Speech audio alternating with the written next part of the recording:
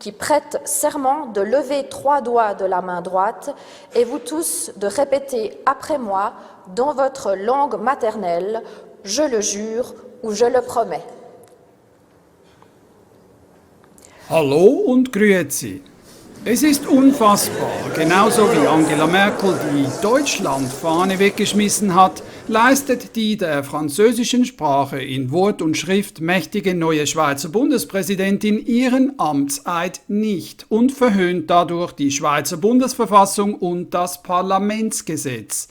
Sie erhebt die linke Hand, ohne die für den Eid notwendigen 3 Finger zu spreizen und platziert diese auf ihrer rechten Brustseite. Bereits 2015, als Sommaruga auch als Bundespräsidentin vereidigt wurde, verhielt sie sich gleichermaßen, jedoch mit der rechten Hand. Wir werden in diesem Video unter anderem das Wirken Sommarugas durchleuchten und unangenehme Zusammenhänge aufdecken. Ferner ist laut UNO der Migrantenanteil an der Schweizer Wohnbevölkerung nunmehr sage und schreibe 29,9%. Aber alles der Reihe nach.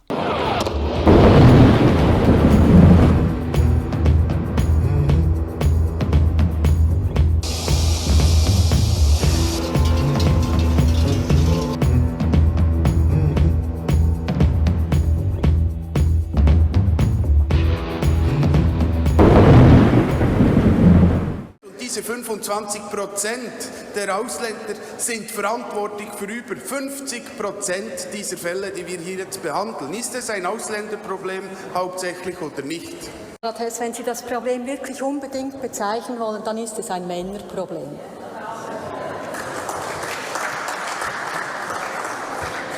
Wäre es nicht am Platz, hier dieses Problem zu adressieren, auch der kulturellen Unterschiede, anstatt mit Applaus das Männerproblem hochzureden und damit Gefahren wie in Deutschland zu riskieren? Wenn Sie daraus ein Ausländerproblem machen wollen, dann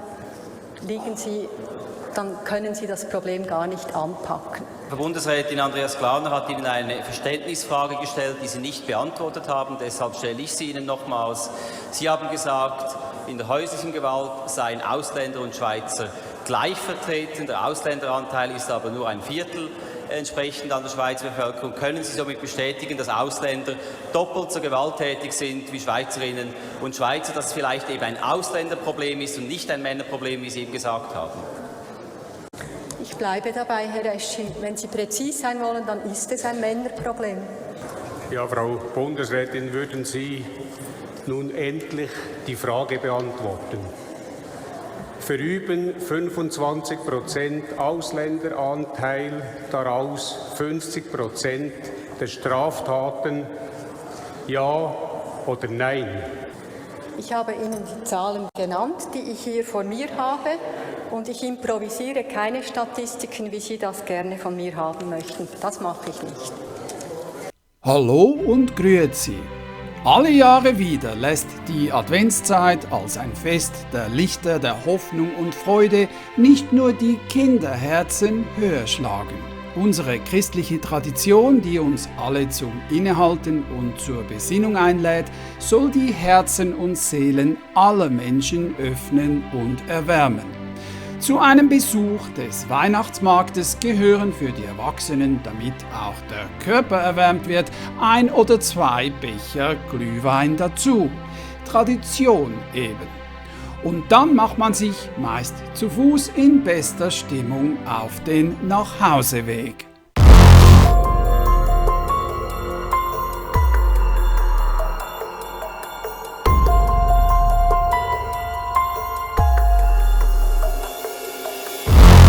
Die Staatsanwaltschaft geht davon aus, dass wir es hier mit einem Mord und einem zweifachen Mordversuch zu tun haben und wird einen entsprechenden Haftbefehl beantragen. Also nach hiesigen Erkenntnissen handelt es sich um einen 40-jährigen Mann, der in Eritrea geboren wurde, auch die eritreische Staatsangehörigkeit hat. Er soll seit 2006 in der Schweiz leben, er soll verheiratet sein und Vater von 3 Kindern sein.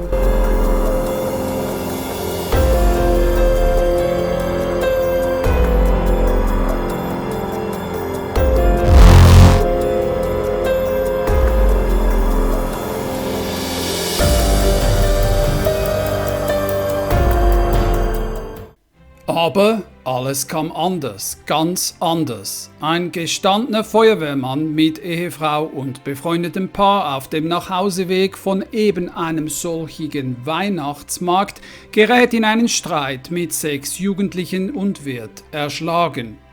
Die zusammen mit ihrem 8-jährigen Sohn in Frankfurt vor einen Zug geschubste Mutter musste zuschauen, wie ihr Kind vom einfahrenden Zug zermalmt wurde.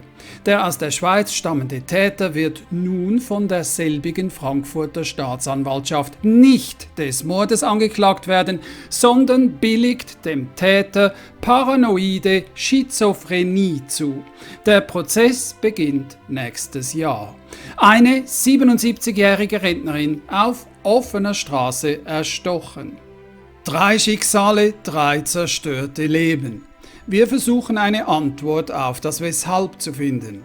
Öl und Wasser in eine Flasche gegossen, kann man so lange schütteln wie man will, die beiden Flüssigkeiten werden sich bei Schüttelstopp wieder trennen, weil sie nicht kompatibel sind. Lösung: das Wasser trinken und das Öl über den Salat gießen.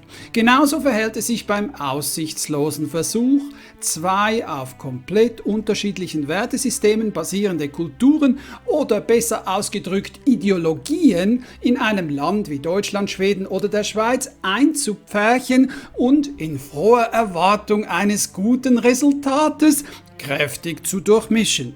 Das Archaische wird immer wieder an die Oberfläche kommen und die ahnungslose Gutmenschenwelt seismisch erschüttern. Danach reicht man sich die Hände in Friedensketten und stellt Kerzen an den Orten des jeweiligen Grauens auf, im irrigen Glauben, dass das Gute in Zukunft über das Böse siegen werde und jedes neue Verbrechen, jeder neue Mord ein Einzelfall sei und nicht die Konsequenz der selbst geschaffenen Realität. Ich finde dieses Mahnmal sehr schön. Es ist sehr dezent und doch intensiv. Und es ist auch offen für viele Deutungen. Also dieser goldene Riss, das kann ein Riss sein, das kann aber auch ein Spalt sein, durch den Licht aus der geistigen Welt kommt. Aus der Welt, wo die Toten sind. Herr Habte Araya ist 2006 als illegaler Migrant aus Eritrea in die Schweiz geflüchtet, hat alle erdenkliche Hilfe und Coaching erhalten und wurde Anfang 2018 als Beispiel einer Musterintegration vom Schweizer Arbeitshilfswerk Abteilung Zürich stolz der Öffentlichkeit vorgestellt. Verheiratet mit 3 Kindern stand Habte kurz vor der Schweizer Einbürgerung. Herr Habte entschied sich am 29. Juli 2019 auf dem Frankfurter Bahnhof willkürlich Menschen vor den einfahrenden ICE zu stoßen. Laut Frankfurter Staatsanwaltschaft soll Habte Araya zum Zeitpunkt der Tat jedoch schuldunfähig gewesen sein und diese wird wohl den Antrag stellen, den Mustermigranten Habte dauerhaft in der Psychiatrie zu verwahren. Wer ohne Schuld handelt, kann deshalb nicht bestraft werden, heißt es dazu im deutschen Grundgesetz. Jede noch so unfassbare Straftat kann dadurch mittels Expertengutachten relativiert werden. Ein Hohn für die Opfer und die Hinterbliebenen. Jedoch wird bei genauer und emotionsloser Betrachtung auch deutlich, dass nicht die mit falschen Versprechen angelockten und herbeigeschipperten Migranten die wahren Verursacher sind, sondern die von monströsem Irrglauben beseelten Gutmenschen tragen für die Ermöglichung einer solchen Politik des Unvereinbaren die Schuld. Eine Schuld, die niemals gesühnt werden kann, da entgegen besseren Wissens diese Umstände bewusst herbeigeführt worden sind. Jeder, der Merkel, Sommaruga oder wie sie alle heißen, mit seiner Stimmabgabe geholfen hat, diese Demagogen in ihre Positionen zu hieven, ist ultimativ mitschuldig und muss mit der Tatsache leben, dass er oder sie diese Realität des Unvereinbaren miterschaffen, ja mit ermöglicht hat und somit einen Teil der Schuld bis an sein Lebensende mitträgt. Aber wenden wir uns nun Bundesrätin und Bundespräsidentin Sommaruga zu, welche sich im Videovorspann nicht sehr eloquent weigerte, die gestellte Frage zu beantworten. Simonetta Sommaruga, die sich gerne den von ihrem großen Vorbild Angela Merkel entwickelten Politstil und deren Inhalte zu eigen macht, wird im kommenden Jahr bereits zum zweiten Mal die Schweizer Landesregierung präsidieren und somit wiederum richtungsweisend auf die Schweizer Zukunftsgestaltung einwirken. An ihrer Person scheiden sich nicht nur wegen ihrer aktuellen stark links-grün-lastigen Politik die Geister. Es war Sommaruga, die die Schweiz seit 2014 in der Funktion der Migrations- und Justizministerin ins Fahrwasser von Merkels 2015er Grenzöffnungspolitik gebracht hat.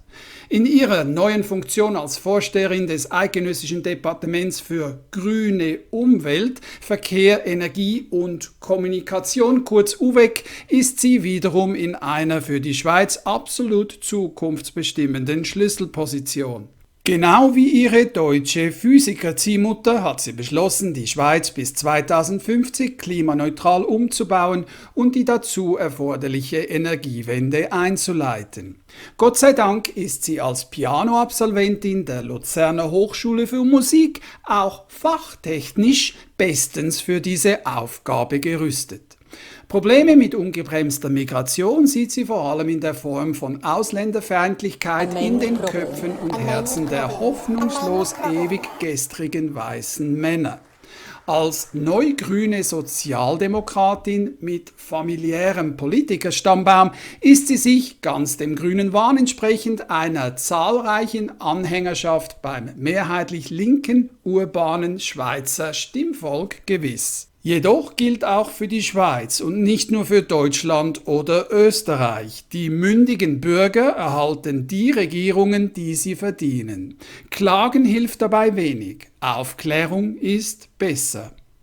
Unter Sommarugas Ägide von 2014 bis 2018 als Migrationsministerin hat sich die Anzahl der Flüchtlinge aus Eritrea verdoppelt und aus Syrien und Afghanistan verdreifacht.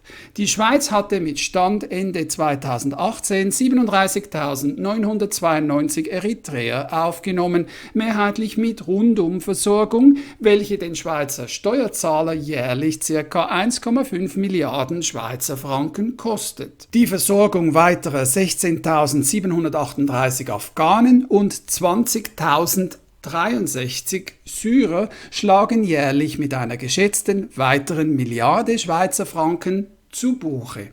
Das von Deutschland, der UNO und der Weltbank ins Leben gerufene Migrationsdatenportal vermeldet, dass sich im Juli 2019 2,6 Millionen internationale Migranten oder schlicht nicht in der Schweiz geborene Menschen in der Schweiz aufhielten, was einem unglaublichen Ausländeranteil von 29,9% entspricht. Der Link zum Portal ist angegeben. Zum Vergleich sind es in Deutschland 15,7% und in Österreich 19,9%. Sogar das berüchtigte Schweden muss nur 20% Ausländer integrieren. Diese Zahl ist eklatant höher als die von der Schweizer Regierung seit 2 Jahren zitierten 25,1%. Das bedeutet, dass auch der Anteil von Einwohnern mit Migrationshintergrund zwischenzeitlich über die magische 40%-Schwelle gestiegen sein muss. Es ist der komplette Wahnsinn. Von den oben genannten 2,6 Millionen Ausländern sind gemäß den aktuellen Daten 106.000 Migranten als Flüchtlinge eingestuft. Die Syrer, Afghanen und Eritreer machen rund 75.000 Flüchtlinge aus. Da die Sozialhilfeabhängigkeit bei den Flüchtlingen meist über 80% beträgt, könnten die verbleibenden 31.000 Flüchtlinge eine weitere Milliarde an Unterhaltskosten verursachen. Die Schweizer Regierung gibt sich selbstredend sehr bedeckt betreffend der wahren Betreuungs- und Integrationskosten. Dem Total der Inland-Flüchtlingshilfekosten von geschätzten 3,5 Milliarden Schweizer Franken steht ein Auslandentwicklungshilfebudget von ebenfalls 3,5 Milliarden Schweizer Franken gegenüber, also total 7 Milliarden Schweizer Franken. Der Krieg zwischen Äthiopien und Eritrea ist bekanntlich seit Juli 2018 vorbei. Der äthiopische Präsident erhielt 2019 den Friedensnobelpreis für die Beilegung des Krieges mit Eritrea. Eine Schweizer Parlamentariergruppe konnte sich bereits vor 3 Jahren vor Ort davon überzeugen, dass der einzige wahre Grund zur Flucht darin besteht, den obligatorischen 18-monatigen Militärdienst zu umgehen. Ferner basiert die UN-Empfehlung zur weltweiten unbeschränkten Aufnahme von Eritreern ausschließlich auf Interviews mit geflüchteten eritreischen Militärdienstverweigern. Weshalb sind die Flüchtlinge aus Eritrea und Äthiopien also immer noch in der Schweiz? Antwort: Eritrea will 25.000 Schweizer Franken für jeden zurückgenommenen Deserteur. Und die, die nicht bezahlen, werden wohl wegen Fahnenflucht verhaftet werden. Für die Schweiz und Deutschland bedeutet dies schlicht: jetzt sind sie halt da. Dabei ist die Schweiz Nummer 2 im weltweiten Menschlichkeits- und Entwicklungsindex HDI und genießt auch bei der UNO einen erstklassigen Ruf als Migrationsdestination erster Wahl. Nur das ölreiche Norwegen kann das Binnenland Schweiz betreffend der Qualität des staatlich verordneten Wohlfühlkokons noch überbieten. Wir verdanken Sommaruga nicht nur eine Verdoppelung und Verdreifachung der Flüchtlinge aus den 3 besagten Ländern in der Zeitspanne ihrer Migrationsministeramtsführung von 2014 bis 2018. Zusätzlich hat Sommaruga sich im Stillen dem UN-Umsiedlungsprogramm mit ca. 1000 Flüchtlingen pro Jahr verpflichtet, die direkt in die Schweiz eingeflogen werden. Da die Schweiz Ende 2018 im Stillen dem UN-Flüchtlingspakt zugestimmt hatte, darf die UNO bei der Schweiz und auch Deutschland mit sanftem Nachdruck die Teilnahme am Flüchtlingsumsiedlungsprogramm einfordern. Der UNO-Flüchtlingspakt verwischt dabei die Unterscheidung zwischen Asylberechtigten und Kriegsvertriebenen. Der Flüchtlingsbegriff wird auch auf soziale und Umweltfaktoren ausgeweitet, was dem geltenden Schweizer Asylrecht widerspricht. Als kinderlose Frauen scheinen Merkel und Sommaruga voll und ganz in der Rolle von Weltmüttern aufzugehen. Aber wie ist es möglich, dass Sommaruga seit 2010 als Bundesrätin immer genau diejenigen Ministerposten innehatte, die die Zukunftsgestaltung der Schweiz maßgeblich beeinflussen? Sommaruga erweiterte 2011 die staatliche Echtzeit-Internetüberwachung massiv, passte 2015 die Migrationspolitik der Schweiz den Merkelschen Grenzöffnungsvorgaben an und erreichte 2018, dass die Schweiz zusammen mit Marokko durch UN-Botschafter Lauber den Migrationspakt für die UN ausarbeiten durfte, welcher die Schweiz offiziell noch nicht unterzeichnet hat. Hingegen stimmte die Schweiz Ende 2018 im Stillen in New York dem Flüchtlingspakt zu. Resultat dank Sommarugas Initiative jährliche Aufnahme von ca. 1000 Flüchtlingen aus dem UNO-Umsiedlungsprogramm mittels Direktflügen in die Schweiz.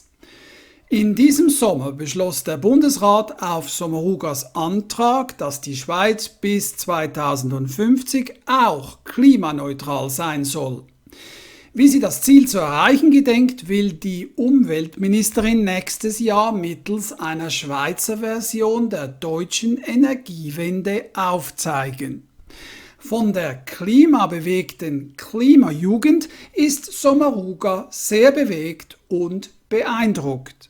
Noch einmal müssen wir uns folgende Frage stellen. Wie ist es möglich, dass Sommaruga seit nunmehr bald 10 Jahren die Zukunft der Schweiz maßgeblich mitgestaltet? Dazu müssen wir uns den Sommaruga-Familienclan etwas genauer anschauen. Der Sommaruga-Clan hat über 3 Generationen etliche Politiker, allesamt von linken und sozialdemokratischen Gedankengut durchdrungen, hervorgebracht. Altbotschafter Cornelio Sommaruga, der von allen verfügbaren Quellen unisono als entfernter Verwandter von Simonetta Sommaruga dargestellt wird, darf auf eine Karriere im Dienste der Schweiz und des Weltenwohls zurückblicken. Er war neben unzähligen weiteren Funktionen auch etliche Jahre Chef des IKRK in Genf, geriet jedoch wegen angeblicher Führungsschwäche unter Beschuss. Weitere Nachforschungen haben ergeben, dass Cornelio Sommaruga ein Onkel von Simonetta zu sein scheint. Falls dies zutreffen sollte, weshalb wird dies konsequent von allen Quellen verschwiegen?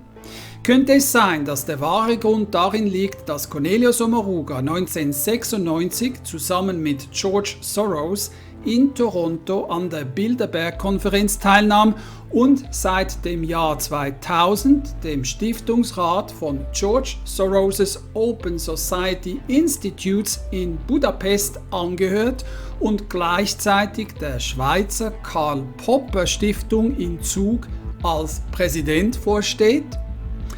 Soros gründet seine Weltrettungsfantasien auf dem Gedankengut des österreichisch-britischen Philosophen Karl Popper.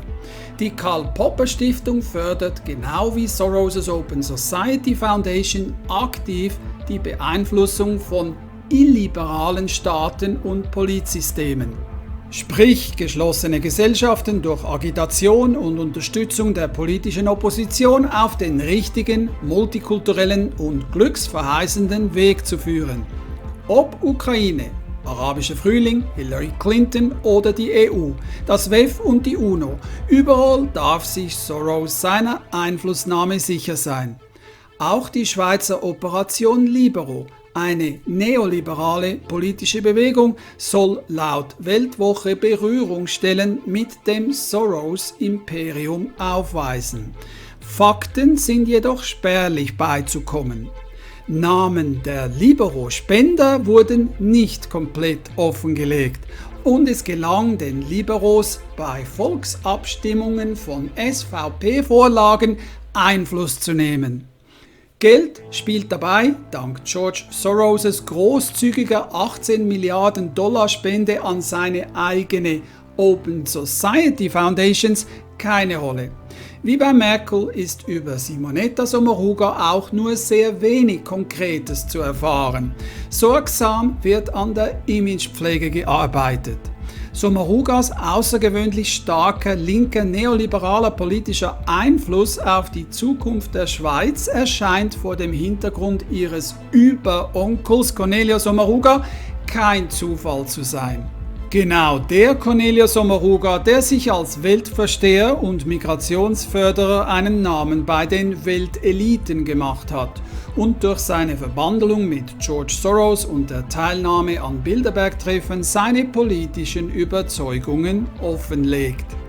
Er pflegt laut Biografie engen Kontakt zu all seinen Verwandten. Es scheint, dass Simonetta Sommaruga dank entsprechender politischer Aufklärung das antinationalistische Polithandwerk und den Drang zur Weltenrettung in ihrer Familie von der Pike auf gelernt hat. Die Zukunft der Schweiz ist in den falschen Händen. Bitte verantwortungsvoll kommentieren. Danke. Mittlerweile sind die meisten Tell the Truth Swiss Videos als werbeuntauglich eingestuft. Bitte unterstützt die Arbeit von Tell the Truth Swiss mittels PayPal oder Subscribestar. Die Links findet ihr im Videobeschreib. Bitte Daumen hoch, teilen, kommentieren und den Tell the Truth Swiss Kanal abonnieren. Und nicht vergessen, die Glocke zu drücken. Vielen Dank und bleibt gesund.